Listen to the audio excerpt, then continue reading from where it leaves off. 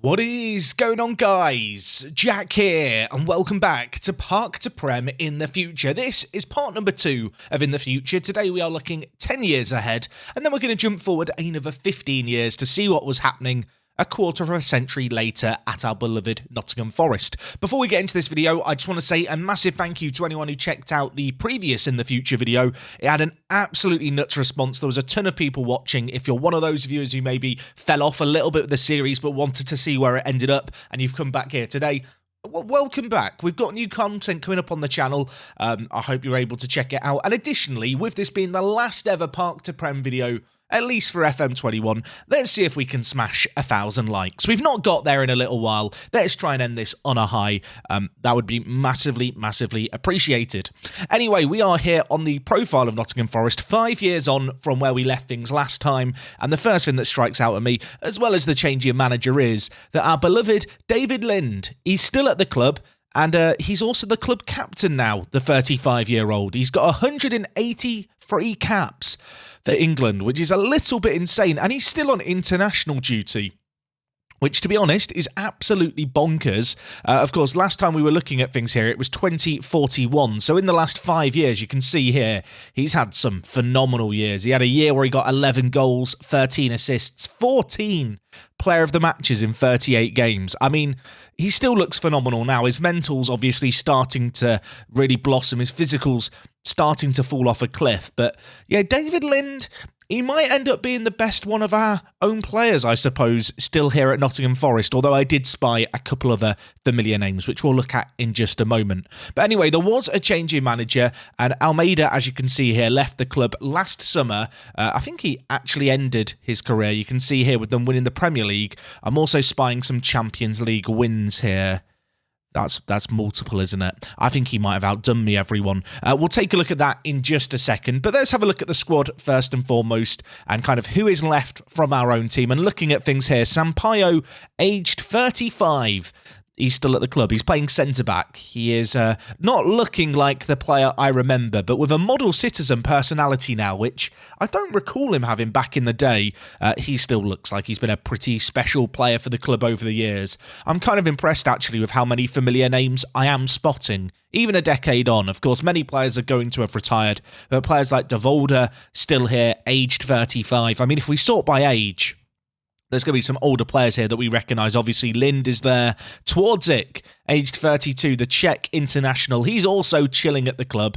He's had a really good career. Like every single year, just super-duper consistent average ratings. You can see here, his best season, I think, was this one here, where he got a 7.63, which for a centre-back who, let's be honest, he only got 1 goal, so a lot of those performances were just as a defender, is absolutely phenomenal.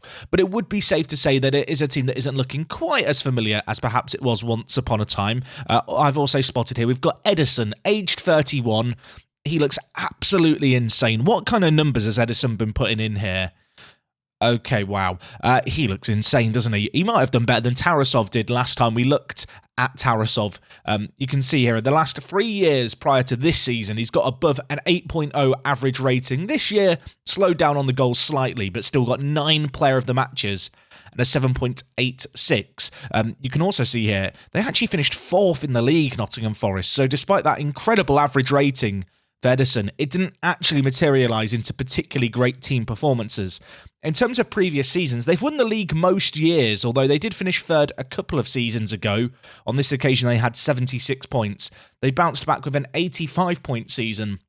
And then this year, their worst performance ever, finishing 4th, 10 years on from our departure. If we just have a little flick back through, I'm wondering if they were able to go unbeaten at any point. Again, obviously, after we left the club. You can see 2042-43, they lost 1 game away from home against Everton. And it does look like, if there's one thing I can cling on to, it is the unbeaten season right at the very end. That was never matched. You can see here, though, Nagelsmann's been manager for a year. Obviously, they've not had a very good year. I'd almost be surprised if they keep him on at the club after that. In terms of the kind of money they've been spending, of course, many of the players popping up here are just players that I am no longer familiar with. But in terms of the club spending, they've never quite kind of gone as, I suppose, crazy as we went, other than that one season we looked at last time where they sold a whole host of players for the most part, they've been, I was going to say reserved in the transfer market. I'm actually looking at the kind of money they're spending. It's not a small amount of money. This is a team assembled for a hell of a lot of cash. Probably should be doing a little bit better than where they finished. If we just look at the best 11, and I think I'm going to go back to the best 11 of our final season, which I think was 35-36 here. I think the best thing to do is look through some of these players and what became of them. It's worth noting that a lot of these players are going to have retired now, but we can still look at some of their careers as a whole, such as Danny Dyer here, who retired as a player aged 38. He retired at Nottingham Forest after 347 appearances, 200 plus caps for England as well. He had a pretty good career. Of course, Sampaio's retiring this year, but Benavides, aged 33, is now playing for Barcelona. He's been there for a little while. He's been doing really, really well at centre-back, which, I don't know, it gives me a warm, fuzzy feeling in my heart to see players doing well. Piotr retired aged 35. He ended up going to Burnley. He retired from them a couple of years ago, although it looks like even in the kind of last couple of years of his career, he did get consistent first-team football, which is nice. Luis Navio, of course, went to Nantes. We saw this last time. He is still at Nantes, who were looking like they were about to become this powerhouse of French football. Of course, last time we were here, they'd won the league. Since then, they've actually not won the league since, despite that kind of really, really rich owner. I am also noticing here, Ashley Young is still their manager, for people wondering. And if we just look here, I'm not seeing an Adebayo, so I'm going to assume that Adebayo has moved on. Also, with Navio, he is very old. He's 36 years old. He's retiring at the end of the year. It feels like we've come back at a good year here, actually, because all of our kind of players seem to be retiring. Anyway, we've already looked at De Volder, but Largo here is aged 38. And still playing for Lyon. He doesn't really look too resemblant of the player we had once upon a time, but the fact he is still playing aged 38 is pretty insane. You can see here his numbers not maybe as good as David Lind after we left the club. I don't know if that's a fair assessment or not. The last couple of years, though, he's been playing in Ligue 1 for Lyon. He actually made 4 appearances in the league, which, considering he is 38, that's pretty good going, if I might say so myself. Elsewhere, is Erk still going? He is indeed. He's actually already agreed to join PSG at the end of the season. I don't know how to feel about that, but at 36 years old, much like Largo, not really a player who looks like how I remember him looking. It's kind of interesting, actually. So many of our players seem to be playing into their late 30s. I guess that's just a kind of example of how good their quality is. In terms of Erk's recent performances, he was kind of getting double figures goals and assists last time we were here. That has fallen off quite significantly, but the average ratings are still not too shabby at all. Of course, I feel like Erk's big weapon was his pace, so without that, he is limited. Elsewhere, De Vaio has become a director of football. That is the first staff member we've seen. It seemed like most of our players were just retiring, which is a bit of a shame, because I do enjoy it when they have a career on for football, or on from football, I should say. He's not got very good attributes, so whether or not he's even going to get a job, I suppose, remains to be seen. Of course, a few younger players on the bench, players like Adebayo, who is now 30 years old and playing for Real Madrid. He's insane, isn't he? Obviously, we were looking at him previously when he was at Nantes. He moved for 110 million to Real Madrid. And this year he got 23 goals and 10 assists in 29 games. He got 33 goal contributions in 29 games as a striker, averaged above an 8.0. I'd be amazed if he doesn't win any Ballon d'Ors. You can see here, media description, legendary striker. He's very, very good. I think it goes without saying. Elsewhere, Hamada is chilling out here. He's now playing at Atleti, aged 34. Piscione retired, aged 36, from Real Madrid a couple of years ago now. Fabio Correa, you're a younger player, so you should still be going. And indeed he is, now in his early 30s. Playing for Dortmund, not playing very well for Dortmund, unfortunately for us. Ederson, we've already looked at. He is absolutely killing it. Ballo's also at Real Madrid, so that's really, really cool to see. I assume that Ballo and Adebayo are playing alongside one another within this team. If we just sort by, I was going to sort by nationalities, but actually they're already next to one another. You can see here, they are two of the big earners at the club as well. Looks like they maybe played a rotated team in their most recent game, Real Madrid. And last but not least, at the bottom of this list, we've got Poyana, who's 34, on loan from Chelsea. How much did Chelsea sign him for? 7.5 million. He's not had a great time at Chelsea, has he there, really? 0 goals, 0 assists. Never put in any insane numbers, but obviously an ever consistent player. Right, next, let's have a look at the achievements. We've looked through the players. We've looked through, I feel like, the players who should still be playing of ours. I'm now really interested to see what they've won over the years. I think we'll look through the schedule. Of course, last time we were here, it was this year, the 2041 kind of ending season. And in this year, they actually were going to a Club World Cup final, and looking at it, they won their first game of the Club World Cup. So as we go forward a year here, did they win the Club World Cup? They did. They beat Pyramids, the Egyptian team, in the group stage. They then knocked out Bayern, beat Boca 7-1, and then played Arsenal in the final, which is really interesting because, of course, we saw last time out that Arsenal had won a Champions League. Going into the next year, you can see they had a load of testimonials. I mean, the fact that David Lind was having a testimonial 5 years ago, and he's still at the club now for another 5 years later. He's been at the club 15 years, everyone. It's really, really interesting to see. In terms of their league performance, they had a phenomenal performance this year. I think they won the league this season. If we look through things, the EFL Cup final, they won 4-0. Did they win the FA Cup? No, they didn't. They got knocked out in the semi-finals. And they also fell short in the Champions League semi-finals.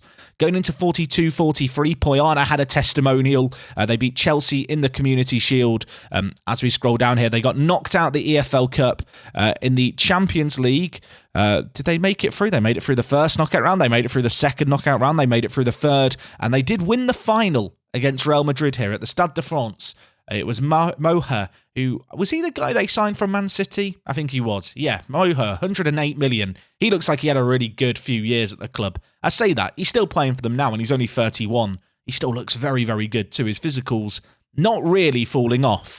But yeah, interesting to see him scoring on the big stage. They did get knocked out, though, in the FA Cup quarter-final. So domestic dominance not really assured here in terms of cup competitions. They lost in the Community Shield to Arsenal, won the Super Cup against Valencia.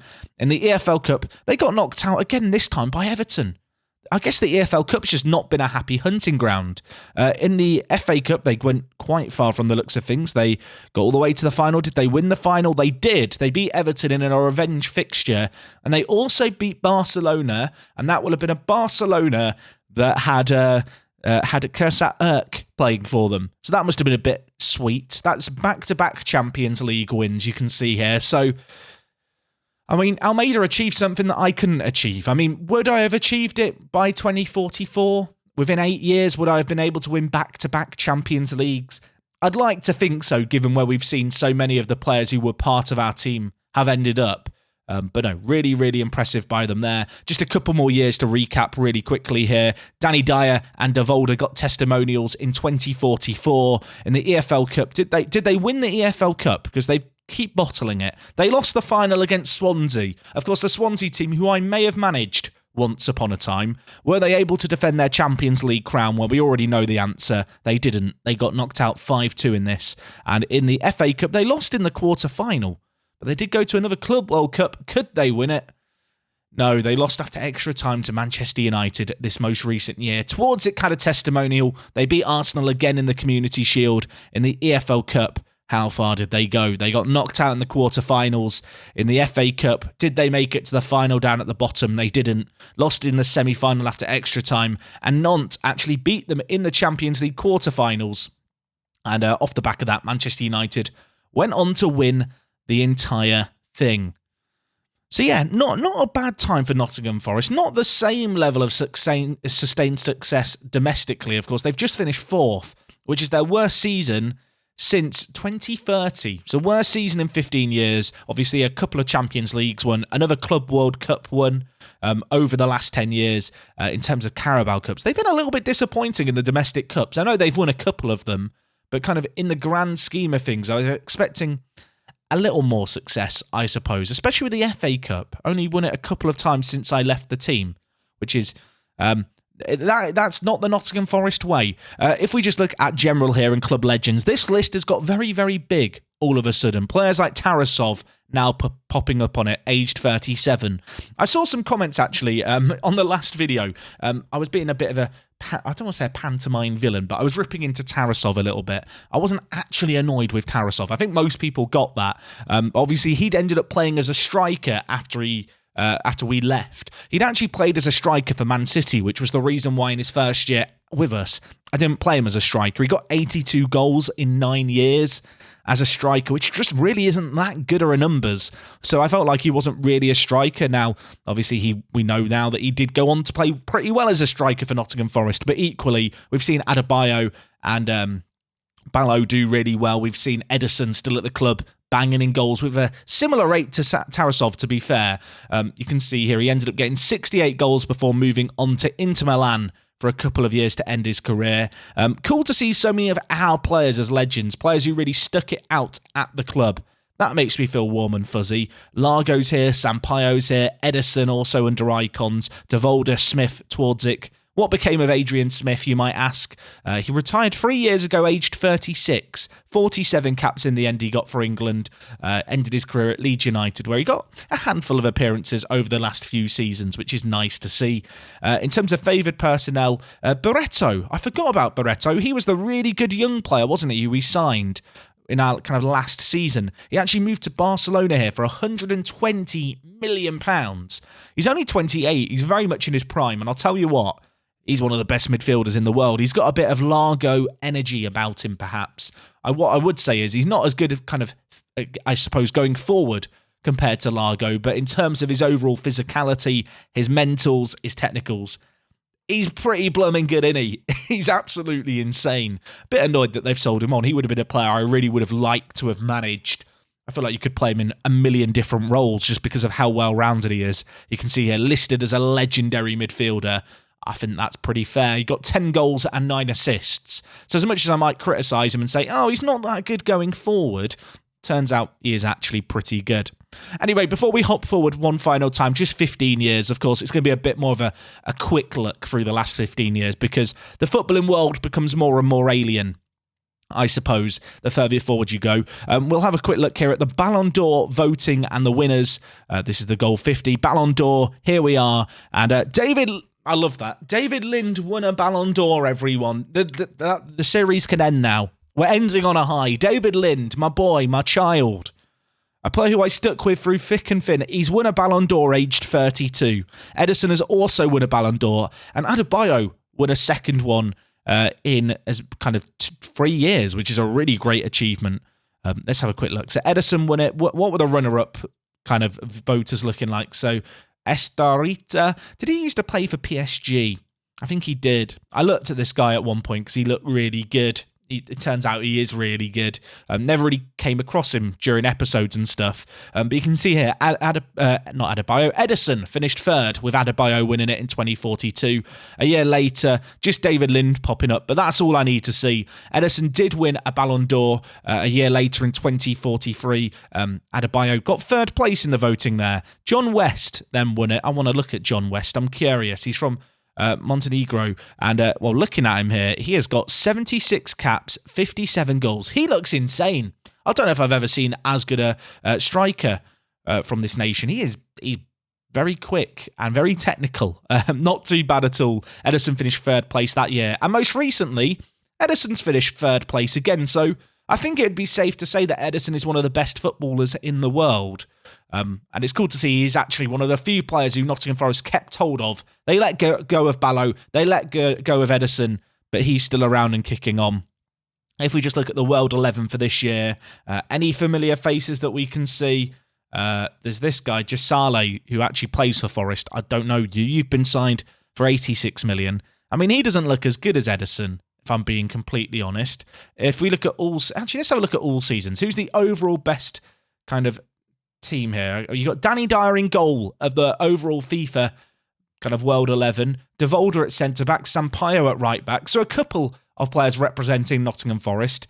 If we flick back through the years here, Devolder 2044 in at centre-back, 2043. Wow, okay. 6 out of the 11 starters were Nottingham Forest players. That's not too bad. Ederson leading the line. Adebayo out on the right as well. So can I say it's 7? I might try and claim it's 7 of our players. In 2042, Erk pops up alongside Adebayo on the right, David Lind in midfield. Oh, it's nice to see that so many of the players we had actually turned out to be quite good. You sometimes question if they're as good as you think they are, but no, they were quite good, weren't they, in the end, it turns out. David Lind again. Is David Lind just in the best midfield every year? I mean, almost every year. I mean, after I left, David Lind found his groove. I'm going to claim that I played a role in him finding his place in the universe. But no, he's done really, really well. I feel a bit proud. As we go now 15 years forward, obviously, he's no longer going to be at the club. There's a small part of me that hopes he ends up being Nottingham Forest manager or something. That would be the true closure that I need. Anyway, we've had a big deep dive here. It's already been 20 minutes long. We're going to be a little bit quicker in this next section. Let's go forward a further 15 years. It's going to be 25 years in the future. A bit of an alien landscape. Let's see how Nottingham Forest are getting on, shall we? Okay, everyone, for one final time we are here. I've intentionally not looked at what's happened. I've gone straight to my manager profile instead of the team profile. I'm very excited to see how things are going on. But worth noting, Twardzik and Silva are listed in my best opinions. So I guess they are still coaching and stuff. And actually, looking at it here, Twardzik, he's now Portsmouth manager, aged 47, and he signs many youth players. So he's following in my footsteps. I feel like I've taught him that. Elsewhere, Paulo Silva, of course, the centre-back we had once upon a time, he is now manager of Benfica, which is really cool. If I'm not mistaken, did he start his career at Benfica? Yeah, he did. He started back in 2020, and he played there for 10 years, and now he's gone back there as a manager. He's only been at the club 1 year, but that's cool to see. I'm hoping there's a few other familiar faces who have maybe ended up being staff members and stuff. But first and foremost, let's have a quick peek at Boston and Lincoln, shall we? Where are you, Boston? They're in League Two. They've yo-yoed around a lot, but I mean, they've settled in the Football League, which, considering when we managed them, many, many years ago now, 41 years ago it would have been, they were in the non-league. They've maintained our legacy. Elsewhere, Lincoln City, in the Championship still. They actually dropped down to the League One for a little bit, and they've kind of been going up and down. But it seems like both clubs that we managed to start our career have actually built a platform where they've been able to maintain their level. Anyway, they're the secondary thing. They're the kind of starter. Let's have a look at the main course. Nottingham Forest, where are you? Well, Paulo Fernandes is their manager. I don't know Paulo Fernandes. Apparently he plays for Cape Verde. Should I know him? I'm going to look at his career here and say probably not. He plays... Where does he play? Apparently he plays in Spain, I think? He did play for Man City. Not a manager I'm familiar with, but he is now the Nottingham Forest manager. And obviously, this is a team that I'm just not going to recognise at this point. They're still playing at the Brian Clough Park. You can see this most recent year they finished third. Prior to that, they actually won the league back-to-back years in 2060 and 2059. That was, however, after a long period without success.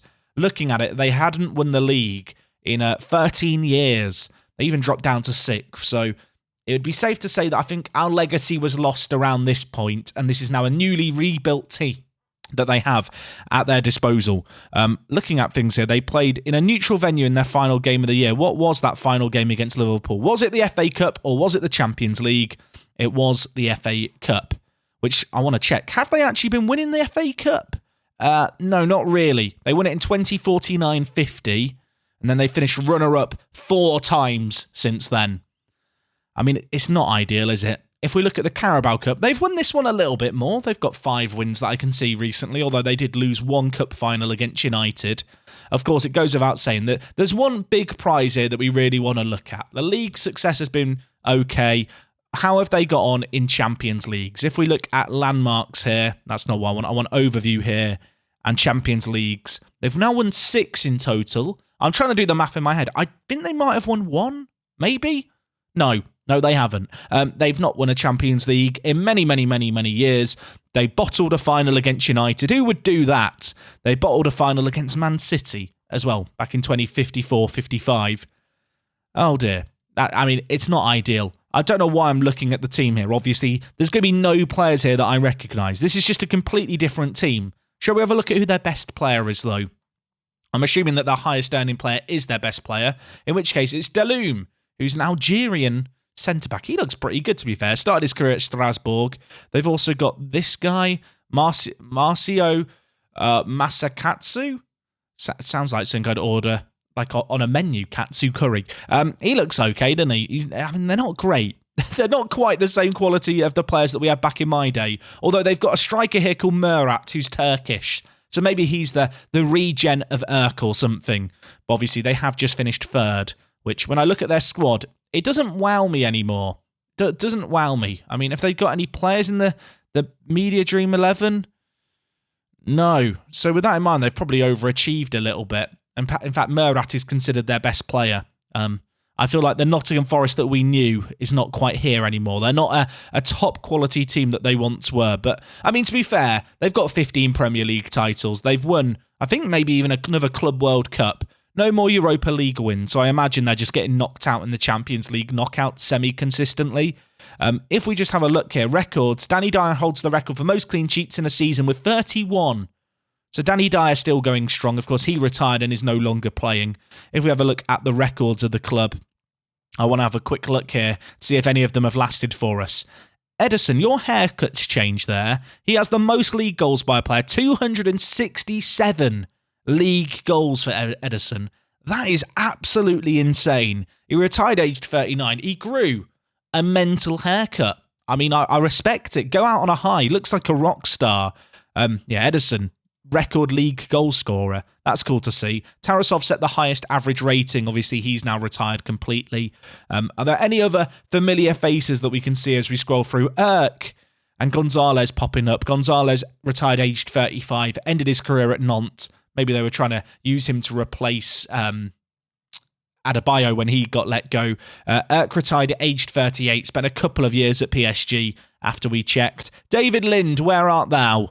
Well, he played for 2 further years. He retired on 200 caps, which for an outfield player is insane. And he had 574 league appearances. He was not far away from Bob McKinley's club record either, which would have been pretty insane if he was able to achieve it.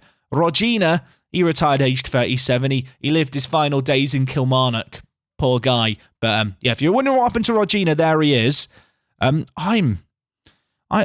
feeling weird. This is just a universe now at this point that I just no longer recognise. I kind of want to just look at the world and the award winners. I feel like deep diving into two things too much. I'm just going to find loads of players and stuff that I don't really recognise. But if we just look at the Ballon d'Ors, what happened? Well, I'll tell you what happened. Jordan West, the guy we were looking at previously, he just went on to dominate football for like a decade. He basically became Messi / Ronaldo, but uncontested. So whilst he won everything, I am curious just to flick up here, see who else did well. Adebayo retired aged 35. He finished his career at Gladbach. He obviously played for Real Madrid for 9 years. 176 appearances for Germany. 144 goals, not 34. That's not too shabby, is it? If we just flick through things here, obviously Ederson finished runner-up, then Adebayo finished runner-up. Any familiar names popping up here? I don't recognise any of these. These are all just fake players. Stupid game. I only want the real players. Yeah, that looks like it's been a while since we've seen much. Although Murat, I was saying he wasn't that good. He actually finished runner-up in the Ballon d'Or voting for 2060. He doesn't look like a Ballon d'Or runner-up, if you ask me. The man's got 10 finishing. I know there is someone who's very unhappy about the fact someone with 10 finishing can get runner-up in the Ballon d'Or and get 24 goals and get consistently close to 20 goals a season in the Premier League. There you have it, folks. Definitive proof that finishing does not matter if you're composed and you've got good off the ball and you just shoot with power. I don't know why you'd have shoot with power with bad finishing. Either way, Murat's pretty good. Forest aren't too bad either. They've still got 5-star reputation. In terms of their place in the world, are they considered one of the major clubs? They are. So, okay, they're still the second most major of the English clubs. So the reputation was maintained. I think what we'll do here to end things off, I'm going to go to the best 11 and go back to my kind of final year at the club, because I might be able to spot players who turned into staff, but I don't think I can actually. I was hoping it would give me like a little visual indicator.